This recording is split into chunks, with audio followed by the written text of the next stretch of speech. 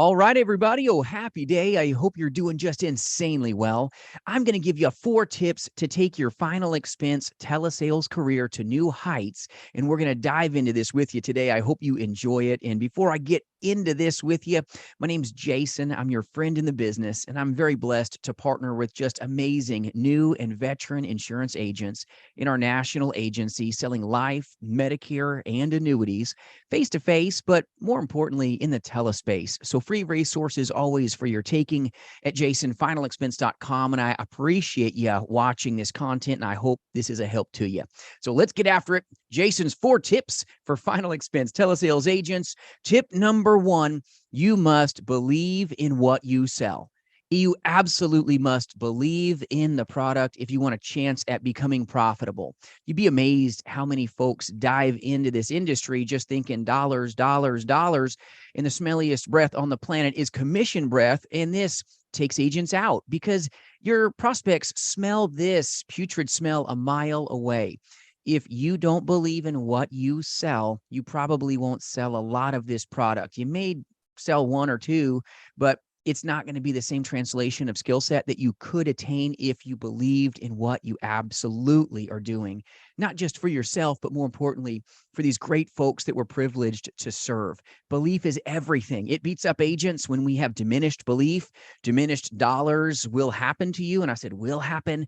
It's worry, right? Worry creeps in, self-doubt creeps in, diminishes belief, which is a direct hit to your bucks. All right. So if you want to be a dynamite final expense telesales insurance agent, you must believe in what you sell and serve these great folks with that intensity.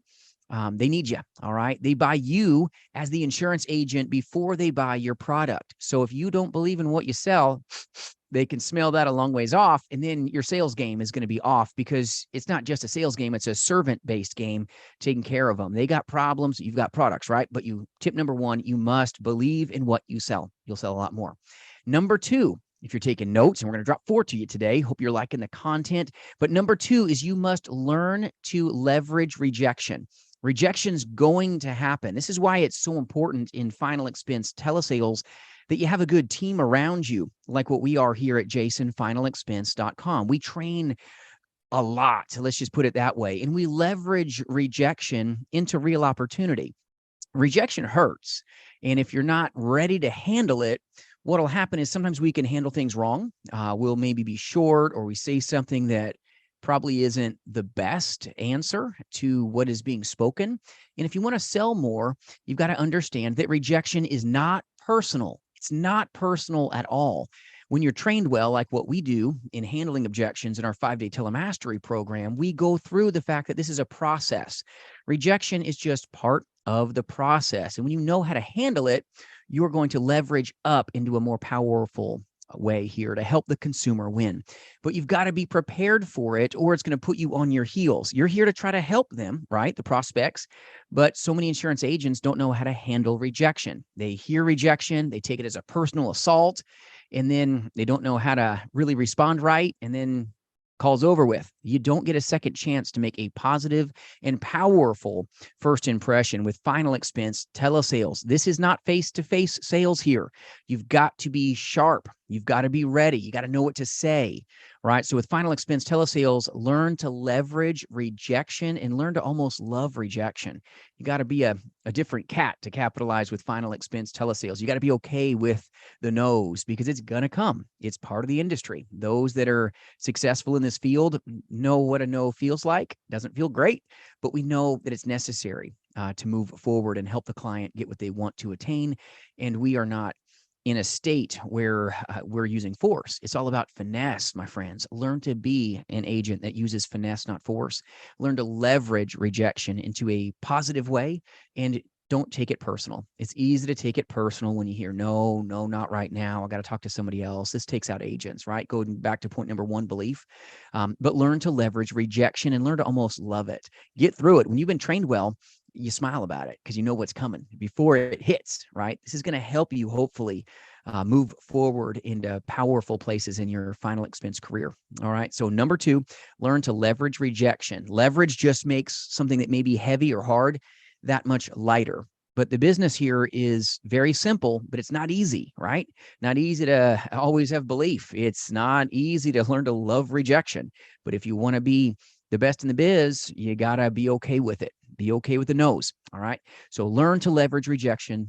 Point number 2. Point number 3 I want to share with you is you've got to learn from the best. You have to learn from people that are operating at the top of their license.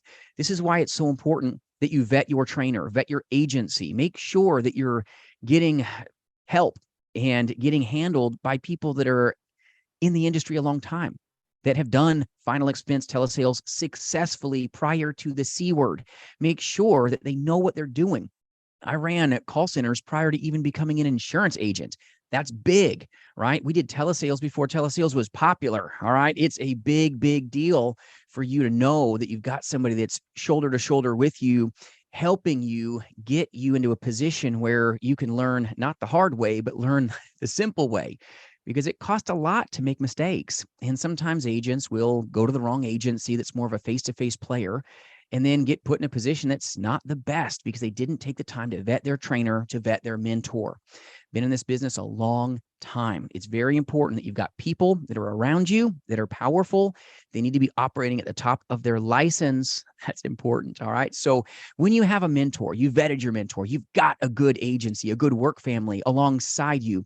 This allows you, by having somebody that's the best in their field, you're kind of cutting the line.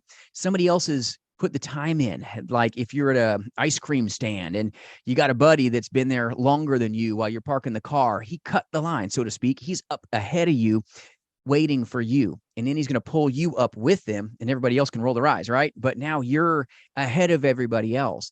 When you have a mentor, they're making a way for you. They've been in the business maybe 2+ decades, right? Like what I have with my telesales and my insurance background. This is something where if you've done it for 2 decades, you know what's going to happen. You know the hard way. You say, don't do that. Maybe do this.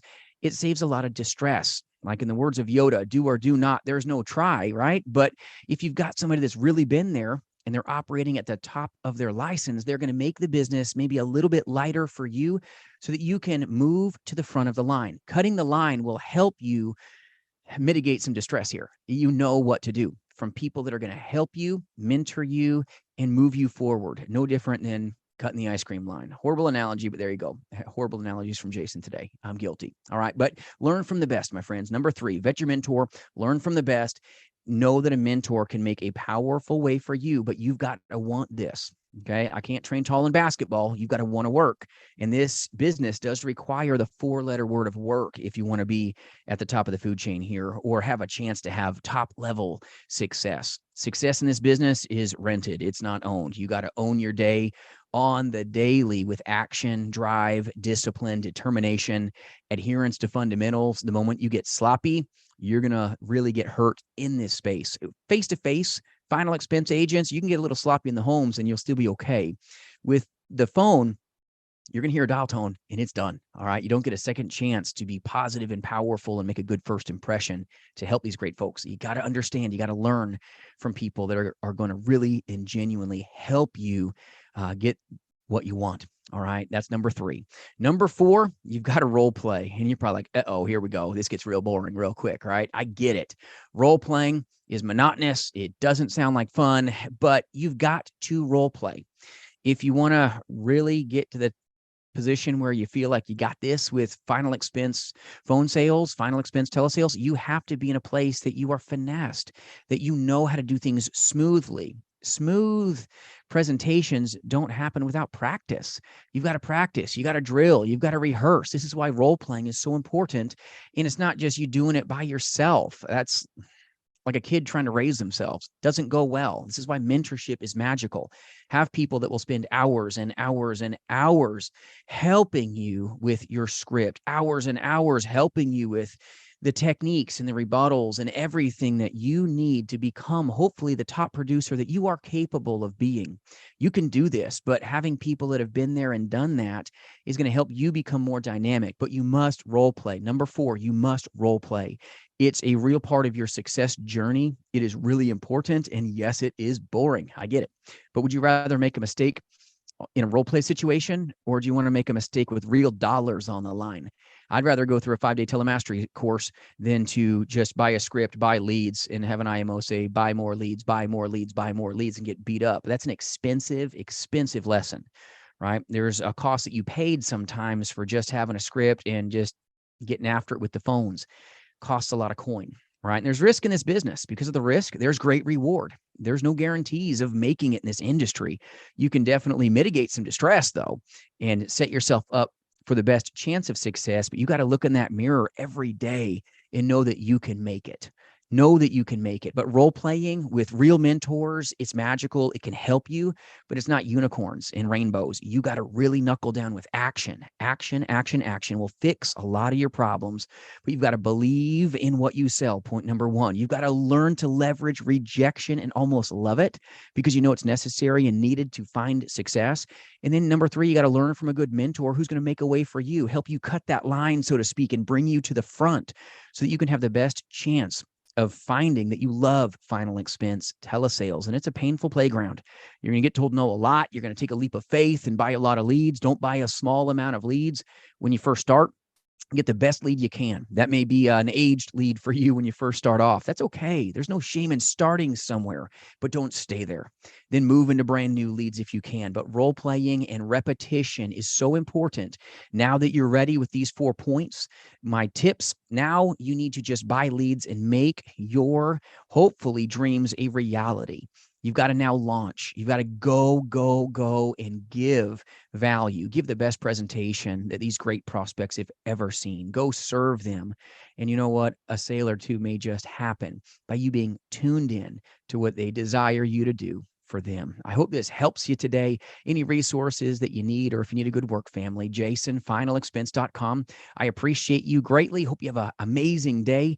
Have an even more powerful, if that's even a word, tomorrow. We'll see you soon, my friends. I appreciate you.